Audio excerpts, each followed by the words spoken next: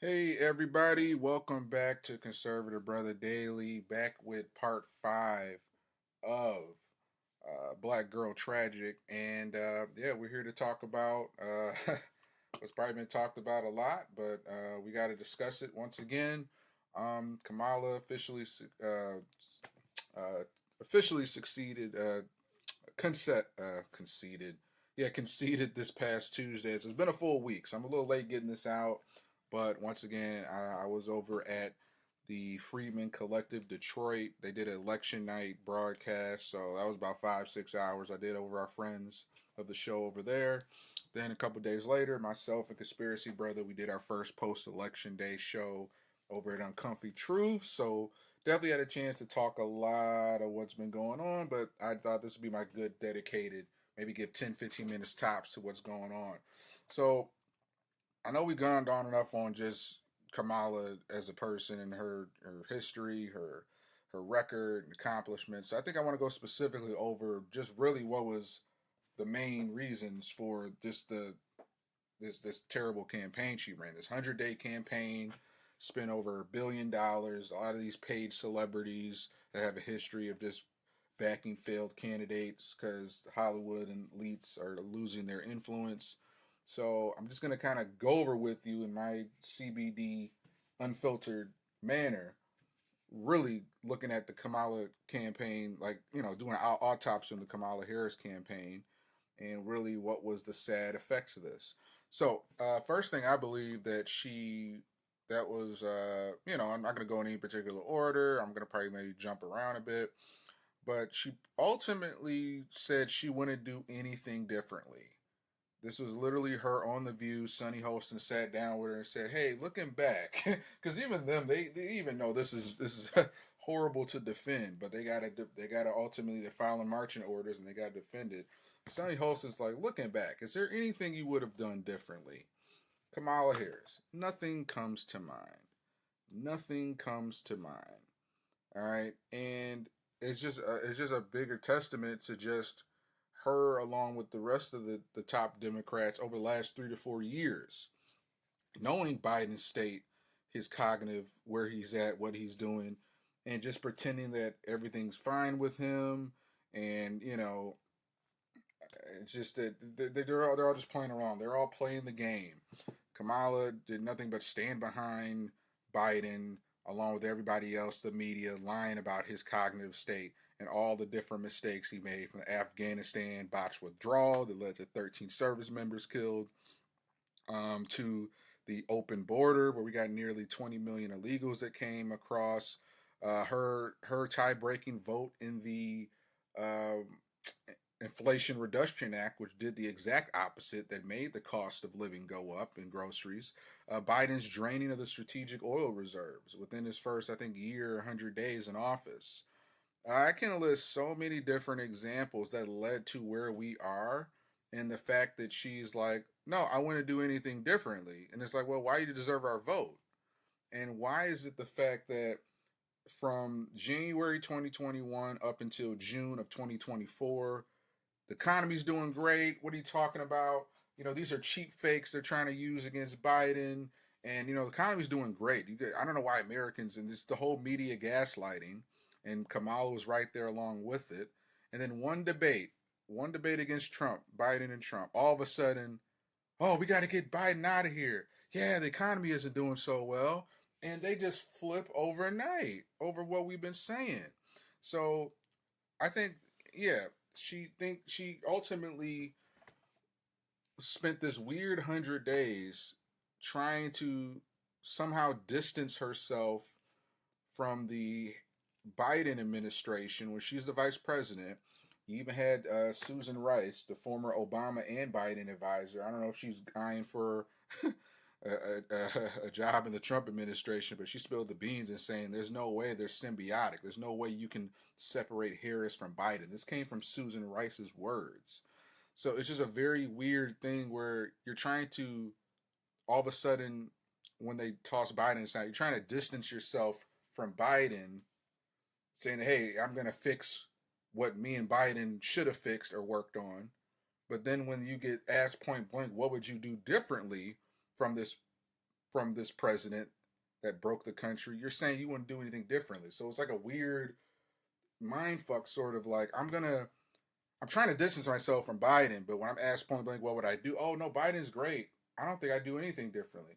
Well, why are you running then off of trying to say you're going to fix something that Biden couldn't fix and you couldn't fix as president, as vice president? So that was the first thing. So Black Girl Tragic. As we continue, I think another thing is that um, just Kamala Harris, once again, Candace Owens has done a lot of work on the word salad. I've never seen anybody pander so blatantly to different groups of people. She's speaking to Hispanics at a rally. She starts putting on a Latino accent for certain words or sayings. She's at some union rally or majority black audience. You better thank a union member. She starts going black preacher on us. So there's this history, especially with Obama, is really awkward. Is where these racially ambiguous people. I'm not saying they're groomed or raised in a lab, but you have, and Jason Whitlock brought this up as a really good point. You had Obama, who had this questionably Kenyan father, white mother, raised in Hawaii with like an Indonesian nanny and an Indonesian transgender babysitter.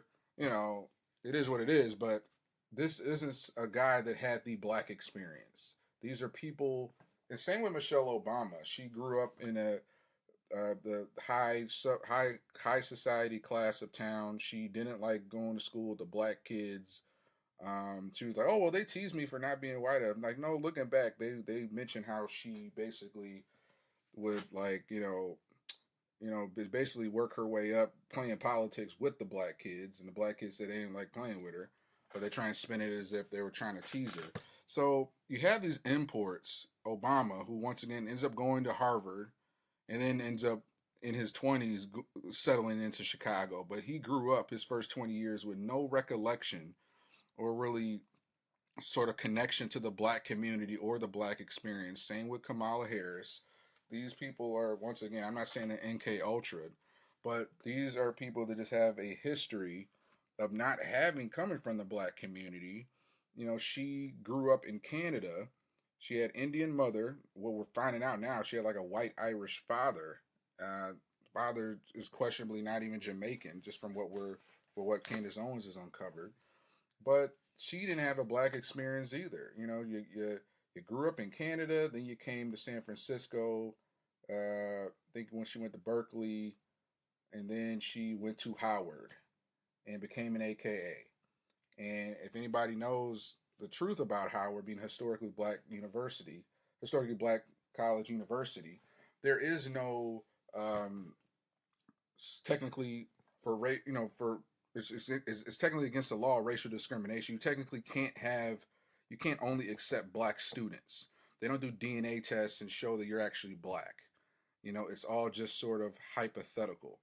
So you have plenty of white people, half mixed people who want to go to HBCU and get the black experience, and that's totally fine. We're not about discriminating, but there is no sort of standard where just because you went to HBCU, you all of a sudden become black. That was her first introduction to anything black was, oh, I attended an HBCU where there's racially ambiguous people and even white people. White people that love our culture, the culture vultures, or they just like being around us, or maybe they grew up in the hood, and that's totally fine. But there is no standard where they could technically only let black people in. So the fact that she went to HBCU, that somehow makes her culturally and actually like biologically black. No. And then she became an AKA. And the hard truth is, I think up until maybe 30 years ago, maybe the 70s, 80s, maybe, 60s, maybe, they only accepted fair-skinned women. Okay? Fair-skinned, light-skinned women. And guess what? If you had to be light-skinned enough to get in there, I'm sorry, but you didn't have two fully black parents. So there's a whole first 50, 60 years of the AK organization where they only allowed in fair-skinned women. And if you're going to be fair-skinned, guess what? You're probably going to have you're probably only going to have a black mother or only a black father. You don't just become fair-skinned and then just be like, oh, I'm black. So there's that. So I think the fact that she has this chameleon history her whole life, and not even talk about her days as a California prosecutor running on Indian. If you look back at her ads, they're saying Kamala Harris, first Indian American to win this seat, win that seat. She wasn't using anything about her being black, even though she already long graduated from HBCU and was an AKA. She ran her whole early California campaign on becoming AG, prosecutor, whatever positions, even senator. I think maybe around senator that she started like using the black label. But before that, it was all Indian American Kamala Harris. So just seeing over the course of the campaign, of course, her vice presidency, but even through a lot of, her 100 days in this rally, just seeing her trying to shift one way to the other, one pandering to the next, and people noticed. Um, Next thing, I'd say the biggest mistake, what I like to call our black girl tragic. Harris avoiding the media. She avoids the media. Once again, July 21st pops around just a week after the attempted assassination in July of Trump. And Biden drops out. There's ambiguous tweet over X, which once again, I think there's still a lot of people that have talked about, obviously it was some sort of coup ran by Chuck Schumer, Nancy Pelosi. Word is the aides of the Biden campaign didn't even get word of this till they saw it online themselves. No presidential signature, no seal from the president of the United States. They cooed him. As much as I can't stand and despise Joe Biden, I call a spade on how they pretty much mobilized after one bad debate. And when they decided Joe Biden was no longer useful, because this is how these people work, Joe Biden was no longer useful, they find a way to get him out of there, and now they figure they have a better shot with identity politics with Kamala. So even Black Lives Matter, don't believe me. Black Lives Matter. I think it's still on their website. If not, I'll send you the screenshots. But Black Lives Matter did a whole open letter condemning the DNC, calling out the DNC for installing Kamala, for doing trying this 14 million primary votes. The people voted for Joe Biden, and then they just decide to circumvent that, transfer the funds over. They go to the DNC, and these delegates, they do backdoor deals, not the Democrat voter base. These backdoor delegates pick Kamala for you. And that's, if that isn't a third world country banana republic, I don't know what is. But people really can't wait to forget that or memory hold that. So Harris avoiding the media for weeks. July 21st, Biden is out, Kamala is in, doesn't hold an initial press conference, doesn't end up, almost a month later, she has this sit down with her emotional support animal, Tim Walz, which I'm going to get to. And then a lot of people go like, no, for the last, 3 decades, there's always been tradition that the vice president sits down with the president. But it's like, no, but at the same time, each of those presidents had their 2 or 3 solo interviews before that. She avoided all that. And we didn't see her till a month after she announced sitting down with Tim Walz, holding hands. And that was a big deal. And hate all you want about Trump and JD Vance, but there's something about a leader, something about a lion who's willing to go into the fight where they're not like afraid of the press. They'll sit down with hostile media. They'll sit down with center media. They sit down on a lot of podcasts. A lot of these younger influencers, 2-3 hour long podcasts. Joe Rogan. There's something about running towards the fight and not being afraid of the cameras. And a lot of people have this weird sort of, I think the word is infantilize, or I don't know. They sort of baby up Kamala Harris.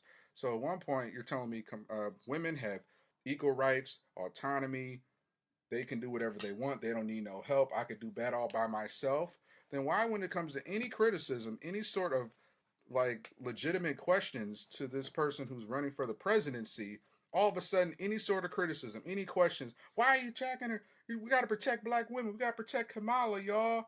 And it's like, she's not a 5-year-old girl who's just trying to walk across the street and random people are attacking her. This is a woman who's a politician with a history, and she with questionable history, and just like any white man, she gets the same criticism, the same uh, she should get the same amount of pushback, the same amount of criticism, and the same amount of questioning of her policies.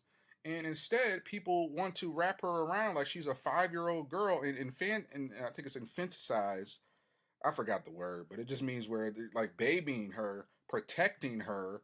She's someone that's failed her way up for decades, and the more and more she got closer to in this rally, the more people rally around her to protect her instead of being like she's a grown ass woman. How misogynistic is that?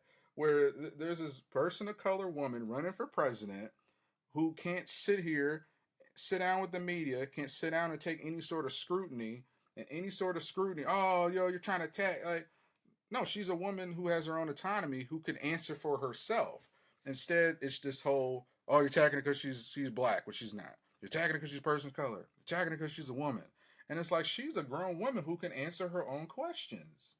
So the whole media she avoids the media, even the friendly media, for weeks.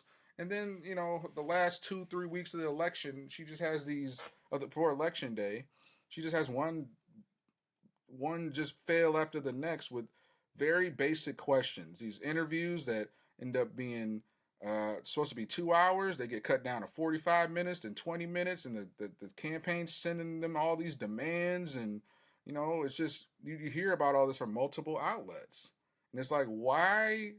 What is with this sort of like this rallying around of protecting her as if she's this 5-year-old war torn girl from a country, from a different country? Like, she is a grown woman politician running for president, and she deserves just as much scrutiny as the white man. And instead, like any sort of, not even a quarter of the heat that they put on Trump, like they just to protect Kamala as if she's just a kid in a helmet. I'm sorry. And just avoiding the media, and once again, not running into the fire.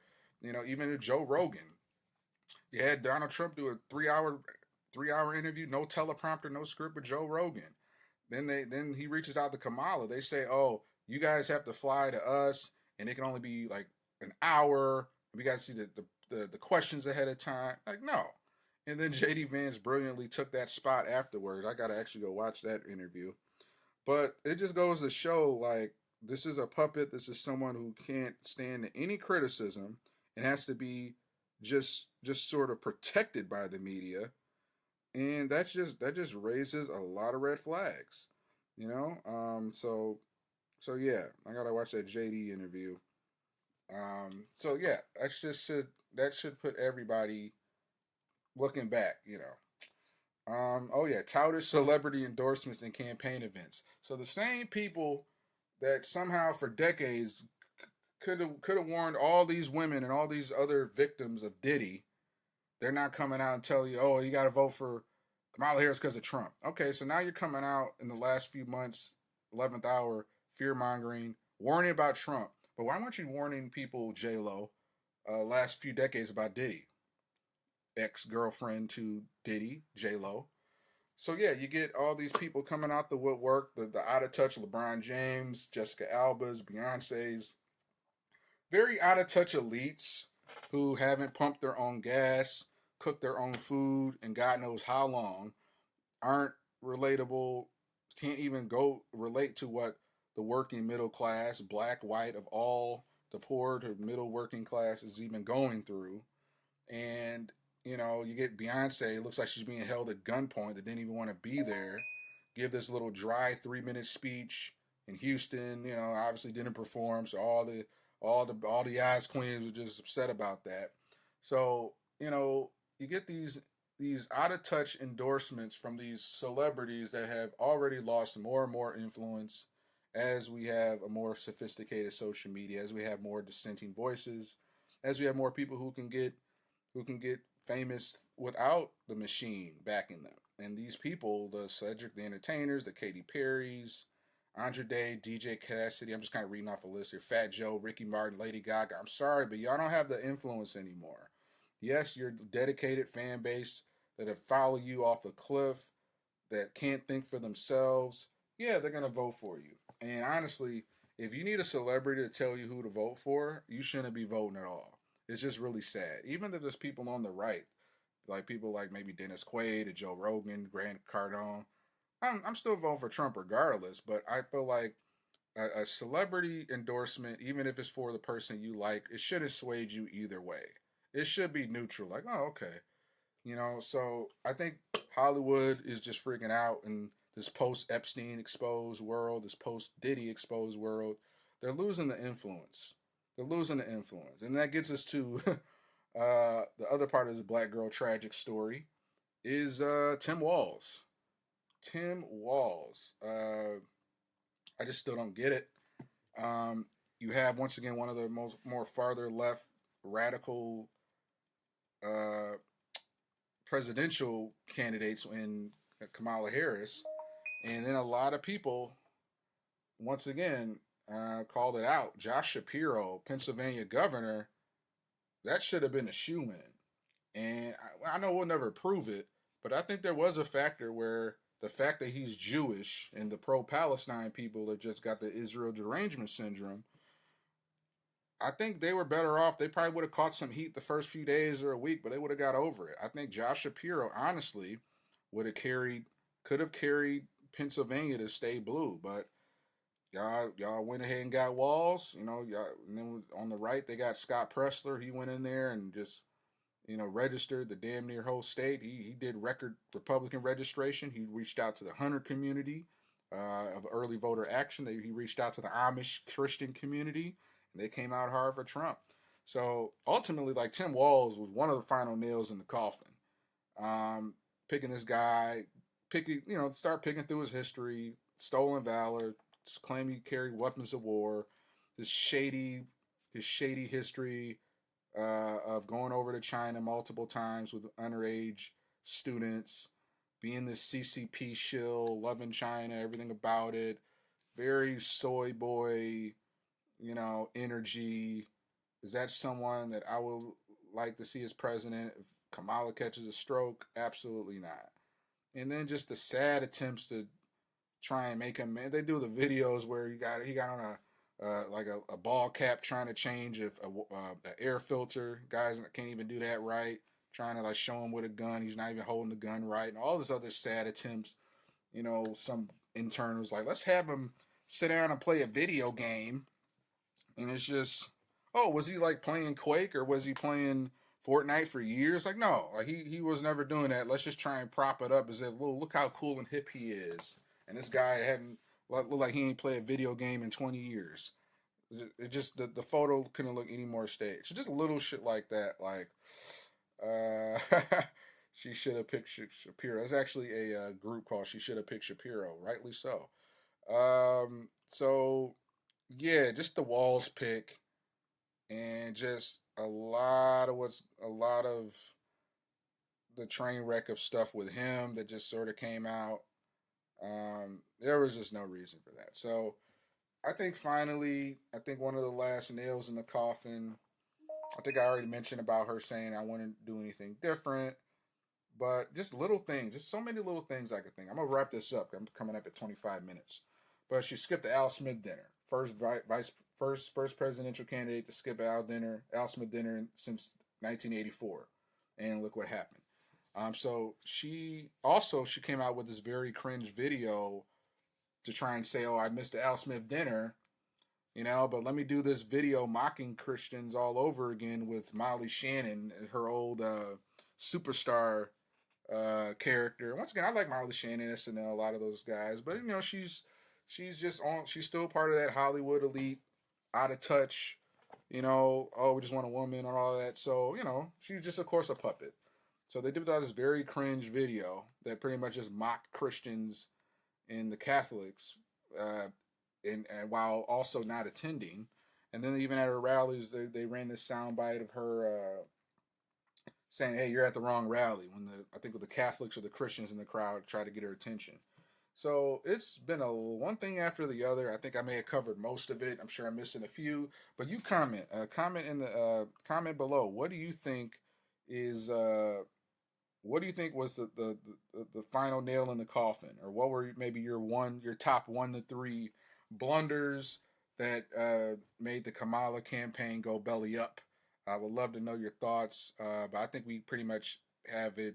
I think I covered most of them. Probably missing a few, but yeah, feel free to let us know. Once again, guys, thanks for tuning in to Conservative Brother Daily. This is Black Girl Tragic Part 5, and I will talk to you guys later. Trump 2024. Stay awake, not woke. See ya.